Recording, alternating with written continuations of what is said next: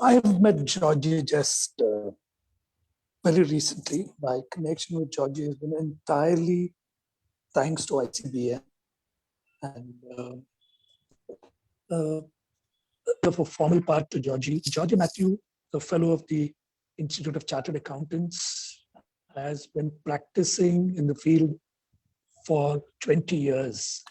He's a senior partner at an old firm called Verma and Verma, which itself is 85 years old. A CA firm founded by two princes of the Cochin royal family in the year 1935. Verma and Verma has 31 partners, of whom Georgie is a senior partner. They have 9 offices, 450 people employed. And in Bangalore, their office at OMBR Layout, where Georgie works, has 130 people. It's a largish building. Georgie joined Verma and Verma at the age of 18 to do his articleship at their head office in Kochi, after which he worked at the Kochi and Pune offices and became a partner in the year 2003 and joined Bangalore and has been working in Bangalore since then. He's been member of various committees of the Bangalore Chamber of Commerce, a member of the Rotary Club of Bangalore Downtown, active in the CSI East Parade Church on MG Road. He is involved with the Sunday School and in the family ministries. His own family, his wife Anne Thomas, works at IBM. He has 2 boys aged 12 and 8. There's something special about Georgie. Guy is a senior professional, has the looks and attitude of a guy who's just out of his teens, is gentle, kind, knowledgeable. And what really touched me is when I was going to his office, I lost my way. I'm going to pick you up. And he did that. A person who can get out of his way like that is a person I'd love to be, because I'm not like that. Georgie is a lot of fun, good sense of humor, even under his rather sober exterior. I have pleasure in giving you a guy I respect and who's respected in his profession. Georgie Matthew, looking forward to listening to you this evening. Thank you, Naveen, for those very kind words. I'm touched and I'm honored, and I hope I can do justice to all that you have said about me. I think coming after a high energy session of M Cube, as she is called, into a boring regulatory framework, I don't know how I can do justice to it. Anyways, what I will do is this deck that I have prepared for you, I will also have the organizers email it to you, because the time that is allotted to me is quite less to cover what all was done during the the budget announcements were. So let me quickly get into it. Okay. So the first, may I just interrupt before you start? Yes. This is for all the members. If you all have questions, please post it on the chat box. Georgie sir will take it up after the session. Naveen sir, would you coordinate, please? Thank you. Sorry, sir. Please continue. No problem. Thank you. Yeah. So if you have questions, please do post them and we will try and take them, at an appropriate time. So can I just know how many of you are sole proprietary businesses? Can you just give me a thumbs up or a, all right. How many of you are partnership firms or LLPs? All right. And how many of you are private limited companies? How many of you do business in the nature of private limited companies? Yes, a few of you all are there. And any not-for-profit organizations here? Not that I can see. So let me try and focus on businesses at this moment. And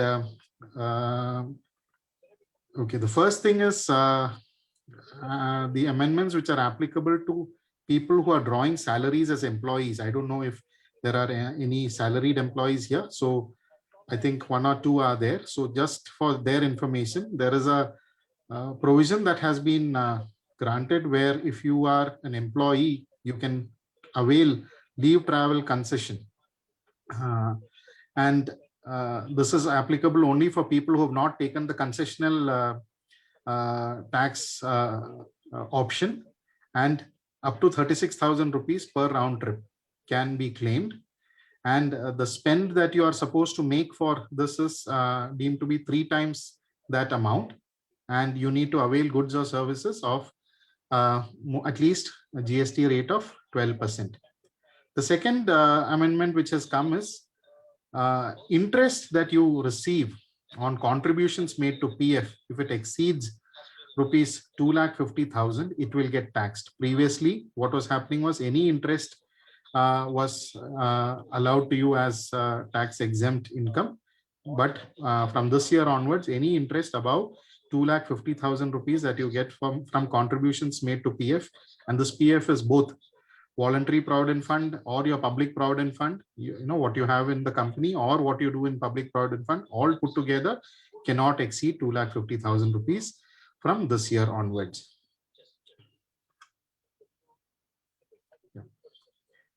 The next was as employers. So people who are employers, please pay attention that amounts that you pay towards provident fund or ESI or other welfare funds will be allowed as an expenditure only if you pay that amount before the due date under the relevant act.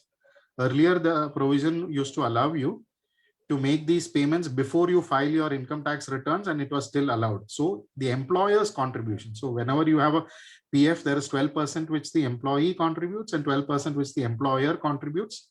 The portion which the employer contributes is not going to be allowed as a deductible expenditure if you don't pay it before the due date. So which is 15th of the next month. So so unless you pay it within the due date, you will not get that as an expenditure. The second was a concessional provision for where you are transferring assets. If the difference between the stamp value and the value that you are transferring the assets up to 20% is allowed in case this purchase is your first time purchase and the window has been specified from 12th November 2020 to 30th June 2021 for assets costing less than 2 crore rupees. So if you're buying or selling property and the stamp duty value and the transaction value, there is a difference of more than 20%. Up to that, you are allowed to go this year up to June 2021 for properties not exceeding 2 crore rupees. The next provision you should understand is for businesses where the tax audit limit has been increased from 5 crores to 10 crore rupees. So what this is company, any entity carrying out business has to file its income tax returns and a tax auditor's report along with that. And normally the date for that is extended. It's an extended due date. Normally you file your income tax returns by 30th of October, 31st of October every year. But from the next year onwards, this limit has been increased to 10 crore rupees. So yes, there is an advantage that you don't have to get audited if your turnover is less than 10 crores. But please remember that means the due date for filing of your income tax return has now reduced to 31st of July. So you will have to file your returns before 31st of July from next year onwards if your turnover is less than this. There was a section 44 ADA which is available for people who are professionals, where there is a deeming provision where 50% of your income is only considered as your taxable income. So from the next year onwards, LLPs cannot claim this deeming provision. So that was another amendment there. Now, if any of you have goodwill that you have purchased, that is, you have gone and acquired a business, and in acquiring the business, you have paid a consideration which is higher than the value of assets. Normally, that amount is shown as a goodwill in your balance sheet. and you are depreciating that goodwill in your and claiming depreciation under the Income Tax Act. This goodwill will no longer be considered as an asset. So please remember, this is only for those people who are having goodwill in their balance sheet at this moment, and where they are claiming depreciation on that goodwill. That is no longer an asset that is available. The next amendment was with regard to any amounts that you receive as capital for or at the time of dissolution or reconstitution of a firm. That will be subjected to capital gains tax. It was exempt till now, but going forward, this will be subjected to capital gains tax.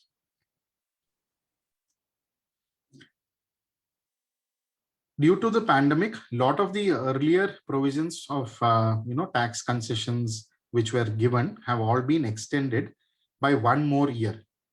So if you are trying to have a entity where you are trying to make residential property investments made by eligible startups, that has been extended to 31st of March 2022. Entities where you are startup companies or LLPs in eligible businesses, there also it has been extended to 2022. And then there are people who are developing business of affordable housing and rental projects. There also the tax benefits have been extended by 1 year. Now, whenever you're paying advance tax, there is an interest that you pay in case the advance tax that you pay in your installments are not as per the proportions. So what has happened is, from the current year, dividend is taxable in the hands of the person receiving it, and therefore in computation of that shortfall of advance tax, this dividend has been only income other than dividend would be considered. Then the time limit for issuing notices under section 148, this is normally for cases where income has escaped tax assessment. Earlier, they could go up to 6 years and issue those notices. That has now been reduced to 3 years. But wherever they have proof that the income of more than 50 lakhs has escaped assessment, that time limit has been enhanced to 10 years. Tax deduction, this is only applicable to people who are in turnover of more than 10 crore rupees. I'm assuming that there is nobody in this group. If there is anybody, please contact me privately and I will explain this provision to you. Where on your purchases, if you're buying anything from anybody of more than 50 lakh rupees, you have to pay, do a tax deduction on those from those vendors also. And then if the payee has not filed any income tax returns for the last 2 years and the TDS exceeds 50,000 rupees, then you will have to deduct tax at a higher rate than the applicable rate of 5% in such provisions. Now let's go to the GST amendments. So primarily what has happened is, I'll just talk about the main amendments. In section 16 of the CGST Act, now input tax credit can be claimed only when the details have been furnished by the supplier. So to explain this simply is, you are buying things by payment of GST, but if your vendor does not upload those details into the GST portal by the due date, you will not be eligible for those credits. The next was on GST audit. There was a previous requirement of having a GST audit done by chartered accountants. That has now been done away with because the government has all the information it requires when people file their GST returns, when vendors and suppliers file their GST returns. So a self-certified reconciliation is only required going forward. And the last amendment that I'll cover now is with regard to the interest for payment of taxes.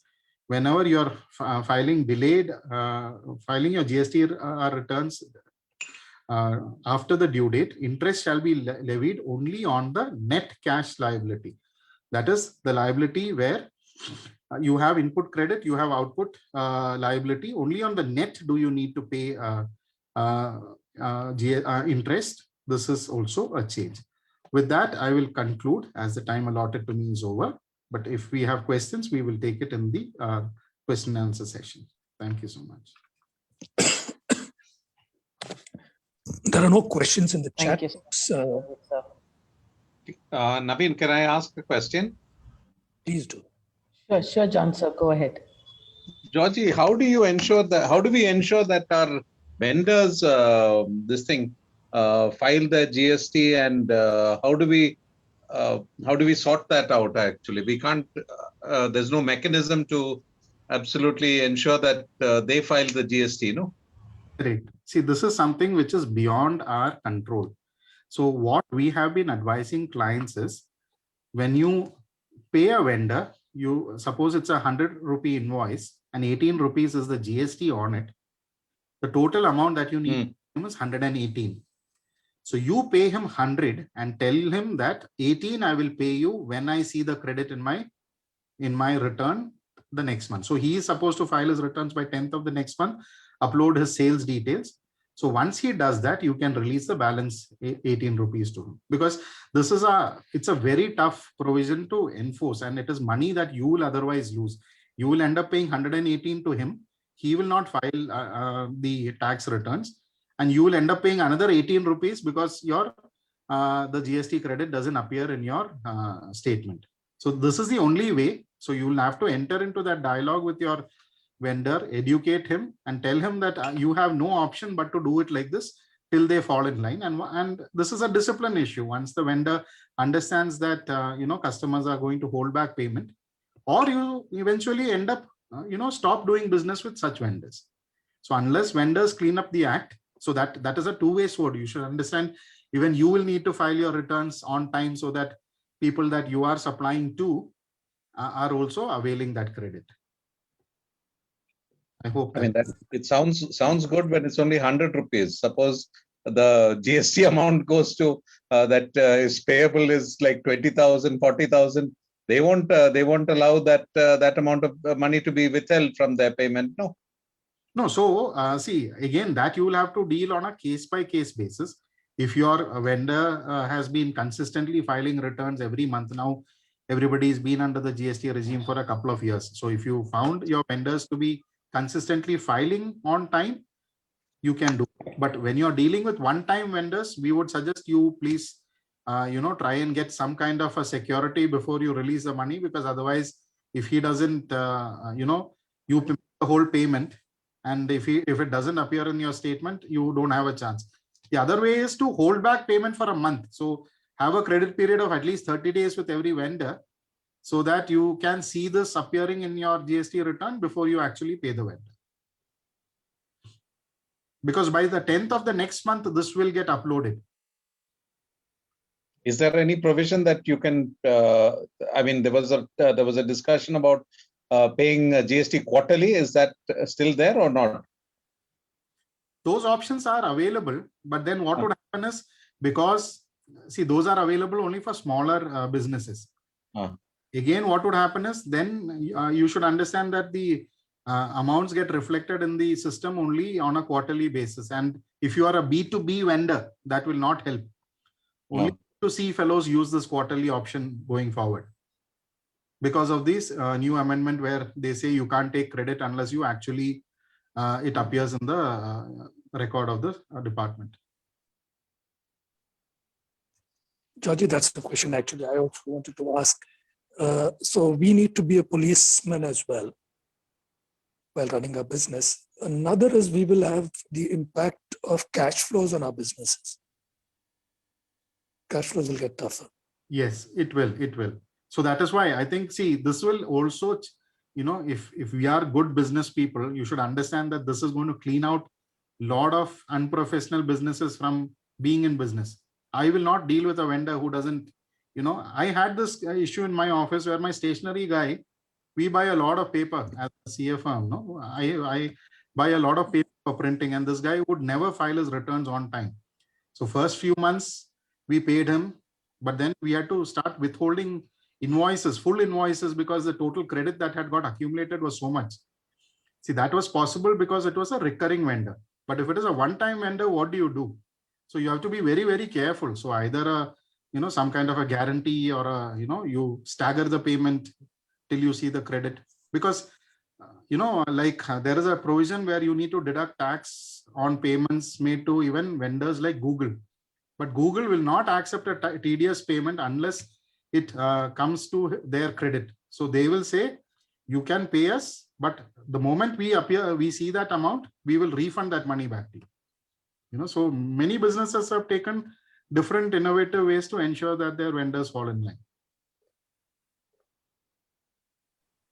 Georgie, there's a question from Elaine.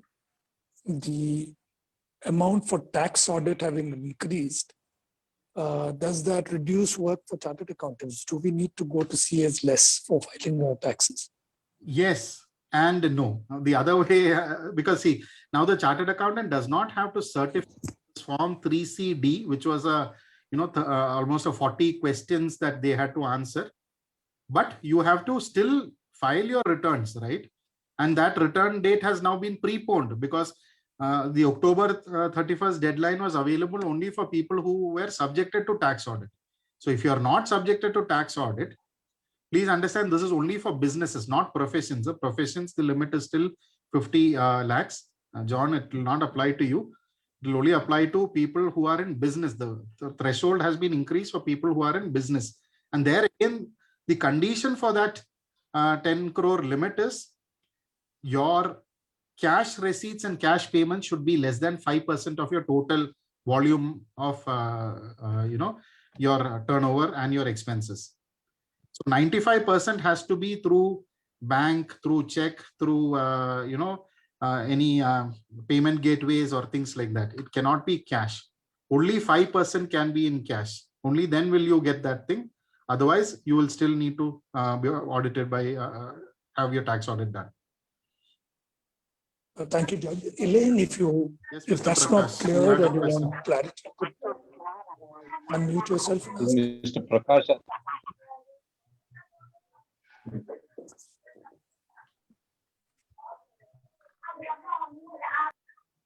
Mr. Georgie, I have one question. Yes, Mr. This is regarding, see now GST, instead of monthly, they made it quarterly. Is it applicable now or not? It started. See, quarterly will be feasible only for people who are doing B2C business.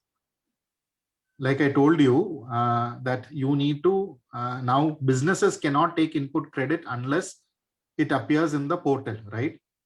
So I as a business will not buy from people who don't file monthly, because then my cash flow gets stretched by 3 months. Till he files a quarterly return, it will not appear, right? So only for smaller retail businesses is this quarterly option available. For people who do B2B business, where your invoice, that 18% or whatever you charge on it, is taken as input credit by the person who's buying it, he will not prefer to deal with guys who are going to file on a quarterly basis. So it is my choice, right? Because if the turnover is less than 5 crore or something, there was some option, right? It was. Yeah, yes. But like I told you, B2B businesses will not prefer dealing with you, because for your credit to appear in their system, it will take 3 months. Okay. Yeah, so you may want to just look at that. But how do they know I'm filing quarterly? I may not declare. No, because see, now what is happening is every company has a department in themselves who is matching invoice by invoice what is the credit that is appearing on the portal. Right? So if they say that, okay, we have paid GST to you, but it is not appearing on my portal, they will flag those transactions for follow-up.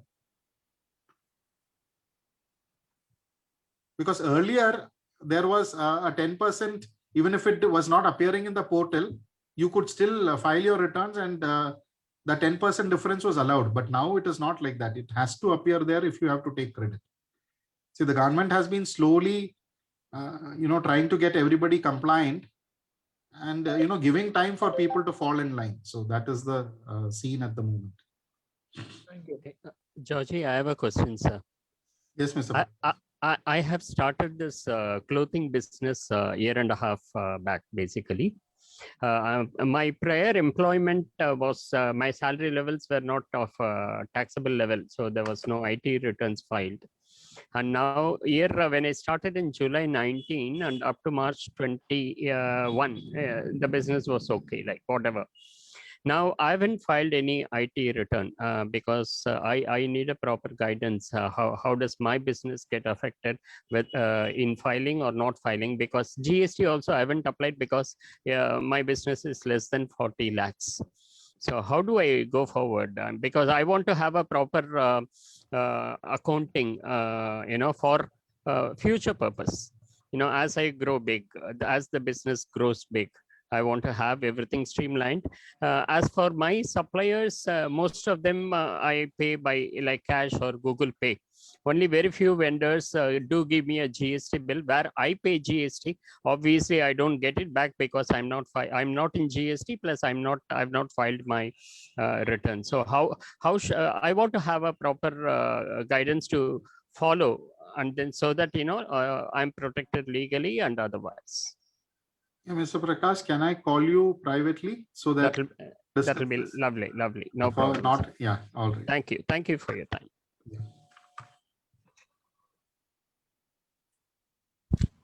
Georgie, so I had a question. Yes, Uma. As a startup, we could avail of that INC 80 tax exemption. Startup tax exemption. Yeah. But then we still had to pay tax because of something else. So how is it really a tax exemption? This is an income tax that you're talking about? Yes, for the company. Okay. So did you get your startup registration done? Yes.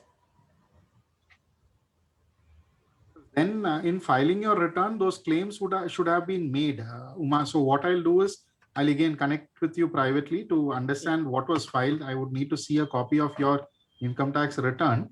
Okay. As to how it has been filed, whether those deductions under the sections have been claimed.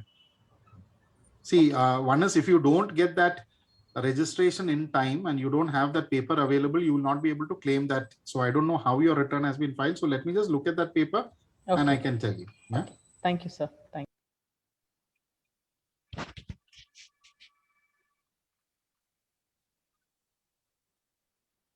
Anyone's got any more questions?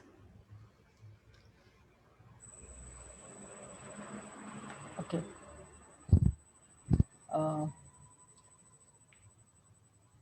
Chances not there.